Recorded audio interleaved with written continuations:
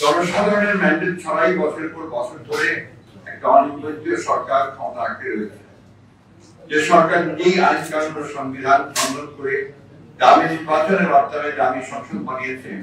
এমন একটা সরকারের পক্ষে বাজেট প্রদানের কোন অধিকার নেই।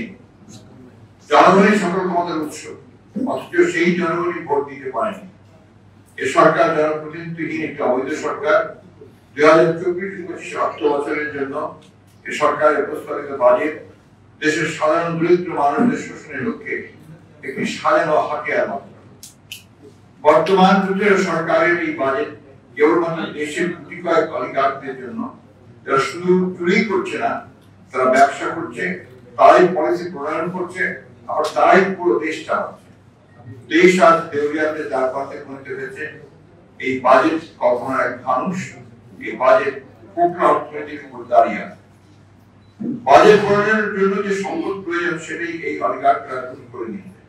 ব্যাংকগুলো খালি, সরকারের আশ্রয়ে প্রশ্রয় অলিগার্করা ঋণ নিয়ে ব্যাংকগুলোকে শূন্য করে দিয়েছে। এই অর্থের সিংহভাগই বিদেশে পাচার হয়ে গেছে। আমানতকারীরা ব্যাংকে তাদের নিজস্ব জমাকৃত অর্থের চেক ক্যাশ করতে পারছে না। মানুষের মধ্যে নজিরবিহীন হাহাকার দেখা দিয়েছে। আর এই হাহাকার সরকারের আশীর্বাদ পুষ্ট সুবিধাভোগী নব্যধরীদের জন্য নয়, সাধারণ মানুষের রক্ত চুষে নিয়ে দিব্যি ভালো আছে তারা। আর অন্যদিকে গরিব আর গরিব হচ্ছে। যে কোনো সময় মানুষের ধৈর্যের বাঁধ ভেঙে যেতে পারে। এদিকে বাংলাদেশের রিজার্ভের অবস্থা তরণীতে চলে গেছে।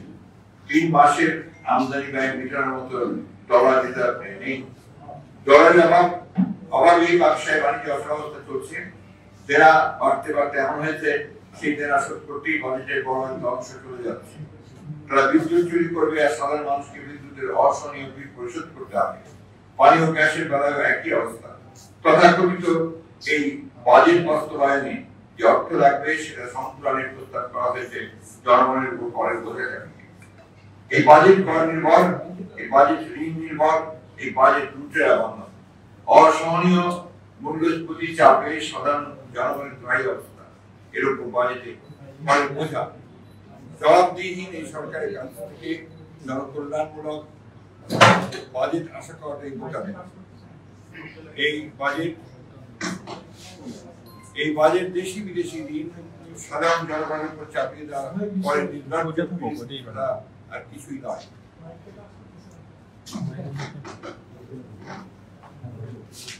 এই বাজেট একদিকে সর্বগ্রাসী দুর্নীতিতে নিমজ্জিত ধ্বংসপ্রায় আর্থিক প্রতিষ্ঠান সমূহ, অন্যদিকে গণমানুষের অর্থনৈতিক ব্যবস্থার সঙ্গে নিষ্ঠুর তামাশা মাত্র।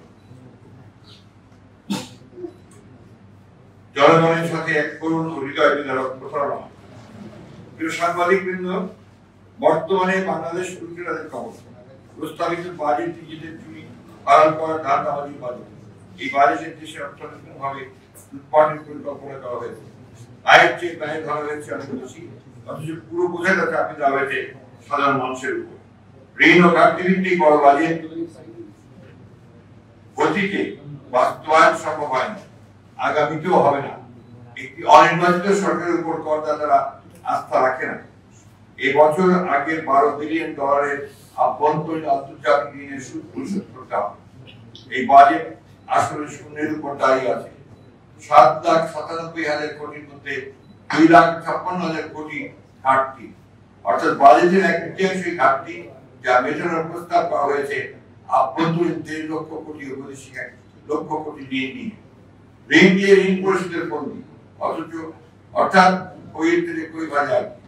আর এই ঋণ নেওয়া হবে সোভারেন গ্যারান্টির কাভারে, কারণ কোলেটারাল দেওয়ার সক্ষমতা হারিয়েছে বাংলাদেশ। আন্তর্জাতিক ঋণ সংস্থা ফিচ রেটিংস অতি সম্প্রতি বাংলাদেশের দীর্ঘমেয়াদী ঋণ মান আবারও অবনমন করেছে।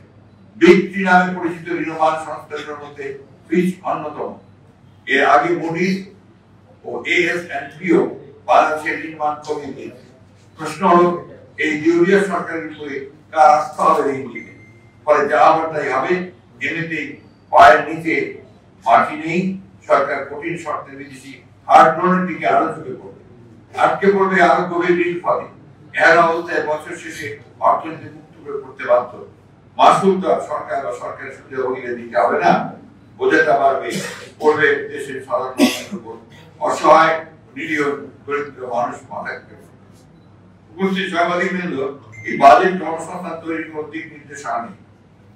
ডলার সংকটের কথা বলে আমদানি সংকুচিত করায় ক্যাপিটাল মেশিনারি এবং র ম্যাটেরিয়াল আমদানি প্রায় অবরুদ্ধ, যার ফলে শিল্প কলকারখানা বন্ধের পথে। ব্যাংকগুলো শূন্য, সুদের হার অনেক বেশি।